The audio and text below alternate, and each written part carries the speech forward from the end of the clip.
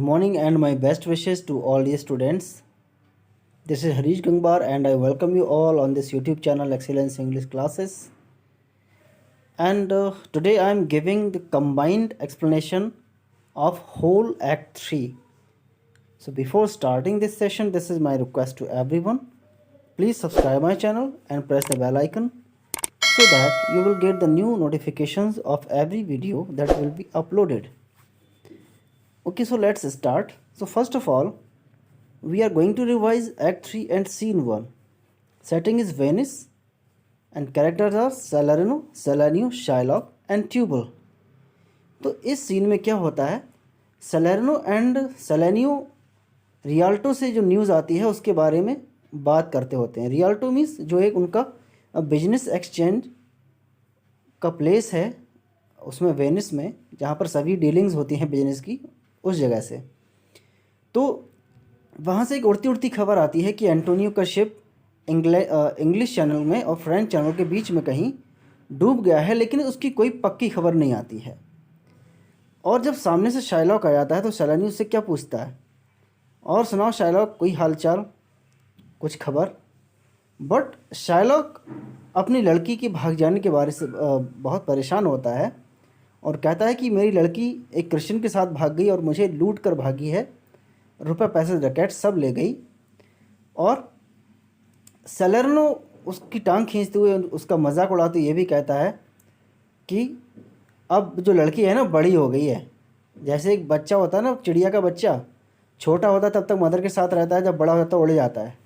तो क्या कहता है, वो बड़ी हो गई है इसलिए चली गई. तो शाइलॉक से चिढ़ जाता है और फिर से यही कहता है कि एंटोनियो का शिप खो गया, शिप मतलब डूब गया. सैलर्नो फिर से यही बात कहता है कि अरे तुम पता है कि उसका एंटोनियो का शिप डूब गया या खो गया. तो शाइलॉक क्या कदम खाता है कि मैं तो बिल्कुल बॉन्ड में जो लिखा गया है पेनल्टी बिल्कुल वो तो लेके ही मानूंगा अगर एंटोनियो ने टाइम पर पैसा नहीं दिया, क्योंकि इस समय शाइलॉक बहुत बड़े गुस्से में है, बहुत ज़्यादा गुस्से में है. क्योंकि पहली बात कि उसकी बेटी भाग गई, रुपए पैसे लेकर भागी है, और उसे लगता है कि ये जो हाथ है उसका ज़रूर क्रिश्चियंस का है, एंटोनियो और बेसेनियो का हाथ है. बाद में सैलर्नो शाइलॉक से एक बात पूछता है, अच्छा ये बताओ अगर वो टाइम पर पैसा नहीं दे पाया और तुम उसका मांस लेकर क्या करोगे. तो शाइलॉक क्या कहता है, अगर इससे मुझे कुछ नहीं मिलेगा मांस से, लेकिन मेरी जो बदले की फीलिंग है, बदले की भावना है वो ज़रूर पूरी हो जाएगी. और क्या कहता है, कुछ नहीं मिलेगा तो कम से कम मछलियाँ पकड़ने के काम में आएगा, कांटे में फंसाते हैं उस तरह से. तो सैलर्नो और सैलानियो चले जाते हैं शाइलॉक को छोड़कर, और तभी ट्यूबल आता है. ट्यूबल से वो खबर पूछता है, बताओ मेरी बेटी की कोई खबर मिली या नहीं मिली. तो ट्यूबल क्या कहता है कि मैं मिल तो नहीं सका, लेकिन उसके बारे में थोड़ी इन्फॉर्मेशन मिली है कि वो जिनेवा में है. तो शाइलॉक फिर से कोसता है और कहता है कि भले ही वो लड़की मर जाए और सारी गोल्ड कॉइन्स हैं उसके कॉफिन में साथ में आ जाए रख के, वो मर जाए कुछ भी हो लेकिन पैसा वापस आ जाए.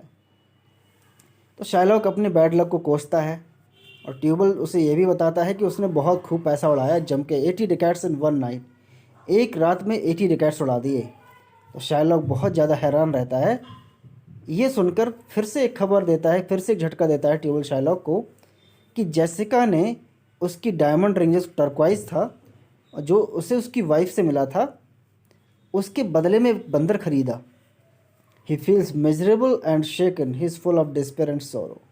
ये सारी बातें सुनकर उसका दिमाग बिल्कुल भड़क जाता है, बिल्कुल बहुत ज़्यादा दुख में और गम में डूब जाता है कि मेरा पैसा उसने उड़ा दिया और एक बहुत कीमती अंगूठी के बदले उसने एक बंदर खरीदा, मामूली सा बंदर. तो ये थी सीन एक्ट 3 एंड सीन 1 की बात.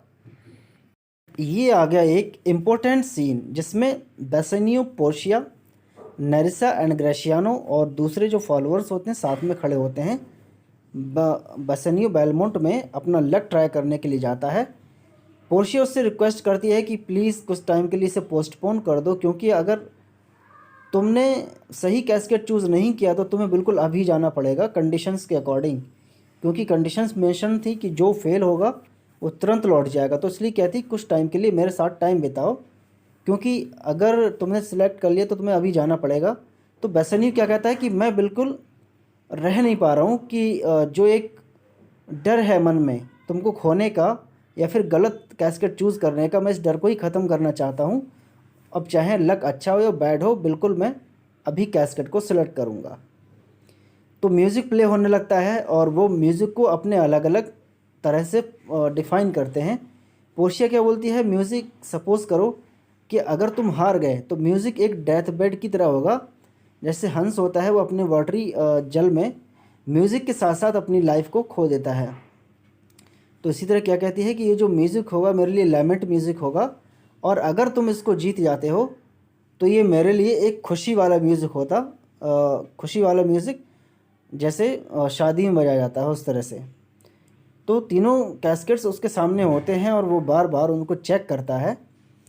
और बेसेनियो क्या सोचता है कि ये जो आउटवर्ड ग्लिटर है गोल्डन कैस्केट को देखता है, क्या बोलता है, दुनिया जो है ना चमक दमक से धोखा खा जाती है। कि बहुत सी ऐसी चीज़ें होती हैं जो ऊपर से बहुत शाइनी ग्लिटरिंग होती हैं बट उनके अंदर वीकनेस भरी होती है, यानी कुछ ना कुछ गलत चीज़। जैसे कि उसने बताया है कि एक टॉम्ब होता है, ऊपर से बहुत डेकोरेटेड होता है लेकिन नीचे, टॉम्ब के नीचे जो डेड बॉडी होती है उसमें कीड़े पड़े होते हैं। तो क्या कहता है, शाइनिंग चीज़ें हमेशा अच्छी नहीं होती हैं।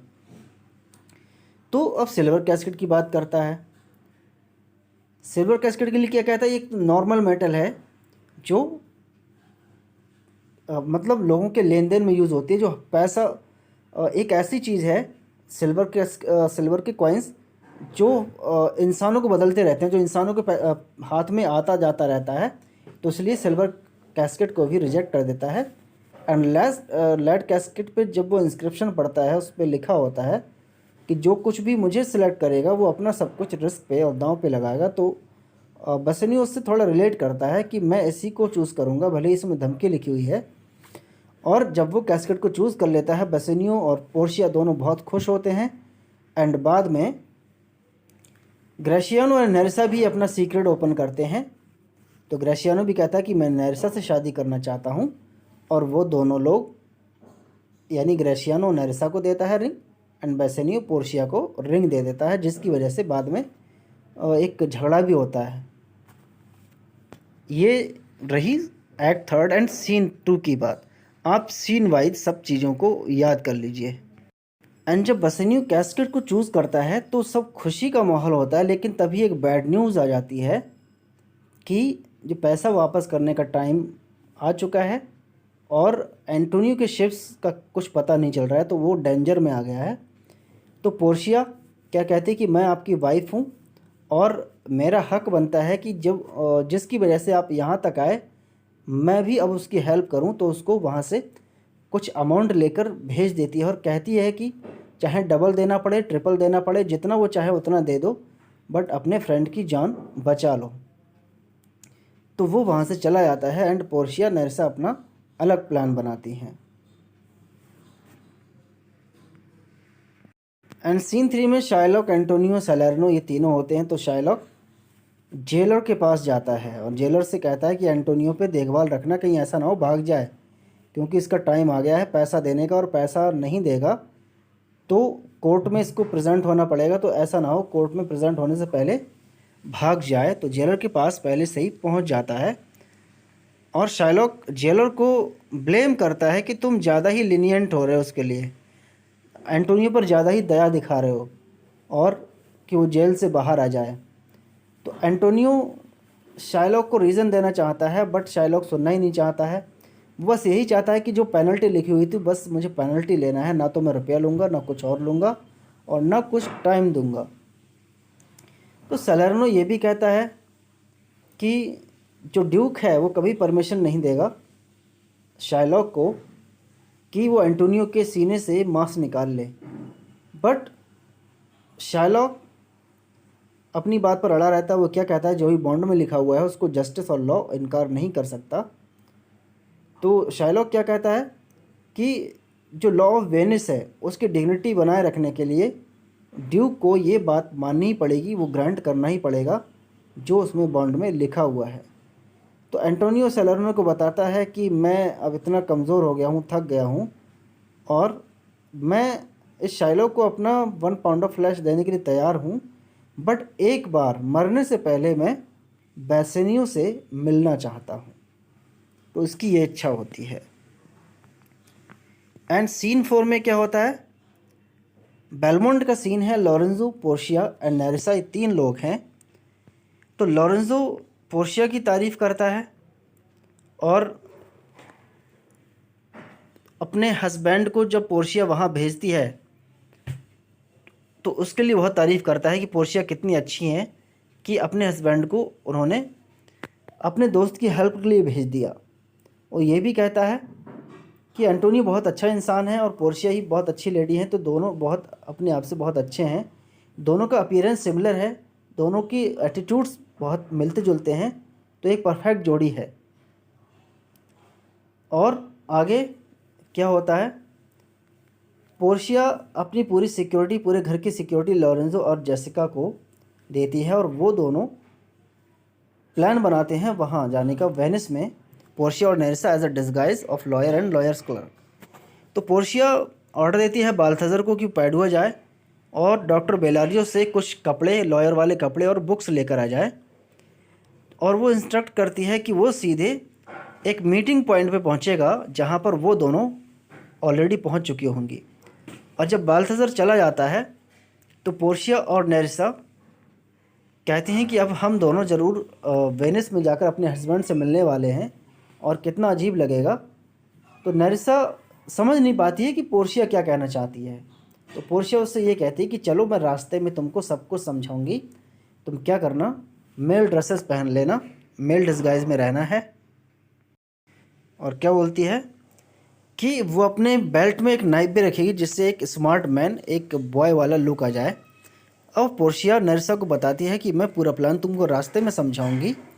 और वो वहाँ से एक मेल कोच में, यानी एक किसी भी, चाहे वो रथ होगा या कुछ भी होगा, उसमें 20 माइल्स की जर्नी करते हैं वहाँ जाने के लिए, समुद्र तक जाने के लिए, जहाँ से वो बोट में बैठेंगी और वहाँ उनको बाल्थाजर मिलेगा। और फिर बाल्थाजर वापस हो जाएगा और वो दोनों उसके लिए वेनिस के लिए रवाना हो जाते हैं। फिर ये आया एक्ट 3 का सीन 5, लास्ट सीन। इसमें बेलमोंट का सीन है, लॉन्सलॉट, जेसिका ऑन एंड लॉरेंजो। तो लॉन्सलॉट एक फ़नी सिचुएशन में इन्वॉल्व हो जाए, वो उसको जेसिका को चिढ़ाने लगता है। क्या कहता है कि जो एक फादर के जो पाप होते हैं ना, जो सिन होते हैं, वो बेटी के सर आते हैं, यानी जो उनकी संतानें होती हैं उनको भुगतना पड़ता है। जो कोई भी पेरेंट्स करते हैं कोई भी काम, तो वो उनके बच्चों को भुगतना पड़ता है। और क्या कहता है, उसको चिढ़ाता है कि तुम्हारे फादर जीव हैं इसलिए तुम्हें कभी साल्वेशन नहीं मिलेगा, यानी कभी तुम्हें मुक्ति नहीं मिलेगी। तो जेसिका क्या बोलती है, नहीं मैं तो क्रिश्चियन बन गई हूँ और मेरे जो हस्बैंड की अच्छाइयाँ हैं उनकी वजह से मैं बच जाऊँगी, क्योंकि मैं क्रिश्चियन बन चुकी हूँ और मेरे फादर से लेना देना कुछ भी नहीं है। और अब होता क्या है, तभी वो आ जाता है, लॉरेंजो आता है और वो उसको लॉन्सलॉट को डांटता है कि तुम क्या कह रहे हो उससे, पोर्शिया से उसको मतलब तुम डांट और डरा रहे हो। तो लॉरेंजो उससे कहता है कि जाओ और अपना काम करो और जो खाना पीना है उसको तैयार करो डिनर के लिए। तो लॉन्सलॉट वहाँ से चला जाता है अपनी हंसी मजाक की बातें करते हुए। और अब वो दोनों, जेसिका एंड लॉरेंजो, दोनों पोर्शिया और बेसेनियो की तारीफ़ें करने लगते हैं, दोनों के कैरेक्टर को जज करते हैं और उनको कहते हैं कि वास्तव में दोनों लोग बहुत अच्छे हैं। अगर बेसेनियो बहुत अच्छा इंसान है तो पोर्शिया भी बहुत अच्छी लेडी हैं और दोनों की जोड़ी बहुत अच्छी है। तो यहाँ पर ये सीन फिनिश हो जाता है और इस तरह पूरा एक्ट 3 हमने रिवाइज़ कर लिया है, एक्ट 3 सीन 1 से लेकर एक्ट 3 सीन 5 तक। ठीक है, इस तरह हम रिवीजन करते रहेंगे। आई होप आपको समझ में आ गया होगा। एंड जब एक्ट 4 भी पूरा रिवाइज हो जाएगा तब उसके बाद हम क्वेश्चन आंसर्स की, जो एक इम्पोर्टेंट क्वेश्चन आंसर होंगे, उनकी मैं एक सीरीज़ लेकर आऊँगा जिसमें बहुत सारे क्वेश्चंस होंगे एंड वो आपको देखने को मिलेगी। इसलिए चैनल को सब्सक्राइब करें, क्योंकि जब भी वीडियो अपलोड होगी तो आपको इन्फॉर्मेशन मिल जाएगी। वीडियो को लाइक करें, कमेंट करें, सब्सक्राइब करें चैनल को and press the bell icon. Thanks for watching, have a wonderful day.